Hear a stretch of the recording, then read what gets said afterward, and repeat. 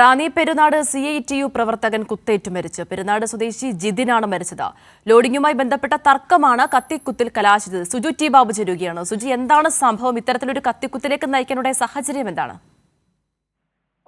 ഇപ്പോൾ ഈ സംഭവം അധികനേരമായിട്ടില്ല. ഒരു മണിക്കൂറോളാണ് ഈ സംഘർഷം ഉണ്ടാകുന്നത്. പത്തനംതിട്ട മുത്തൂറ്റ് ആശുപത്രിയിലേക്ക്, സ്വകാര്യ ആശുപത്രിയിലേക്കാണ് ഈ പരിക്കേറ്റ ഇപ്പോൾ മരിച്ച ജിതിനെ കൊണ്ടിരുന്നത്. ആ ജിതിനെ ഗുരുതരമായി പരിക്കേറ്റിനെ തുടർന്ന് വളരെ വേഗത്തിൽ ആംബുലൻസിൽ കയറ്റി ഇദ്ദേഹത്തിനെ ഈ മുത്തൂറ്റ് ആശുപത്രിയിലേക്ക് എത്തിക്കുകയായിരുന്നു. ലഭിക്കുന്ന പ്രാഥമിക വിവരം 2 പേർക്ക് പരിക്കേറ്റിട്ടുണ്ട്, മറ്റൊരാൾക്ക് വെട്ടേറ്റു. അത് ഗുരുതരമാണോ എന്നുള്ള കാര്യത്തിൽ നമുക്ക് ഇപ്പോഴും ഒരു സ്ഥിരീകരണം ഉണ്ടായിട്ടില്ല. എന്തായാലും ഈ ആദ്യം ഈ കുത്തേറ്റ ജിതനാണ് ഇപ്പോൾ മരണപ്പെട്ടിരിക്കുന്നത്. ഇതിലെ തൊഴിലിടത്തെ തർക്കം എന്ന് തന്നെയാണ് ഇപ്പോൾ ലഭിക്കുന്ന വിവരം. ലോഡിംഗുമായി സംബന്ധിച്ച് ജിതിൻ CITU ഹെഡ് ലോഡിംഗ് തൊഴിലാളിയാണ്. ആ മേഖലയ്ക്ക് തൊഴിലെടുക്കുന്ന ആളാണ്. അപ്പൊ അതിന് ആ സ്ഥലത്തുള്ള ഞാൻ മനസ്സിലാക്കുന്ന ടിംബർ അസോസിയേഷന്റെ അല്ലെങ്കിൽ ആ മേഖലയിലുള്ള തൊഴിലാളിയാണെന്ന്, തടിപ്പണി ചെയ്യുന്ന വ്യക്തി കൂടിയാണെന്ന് മനസ്സിലാക്കുന്നത്.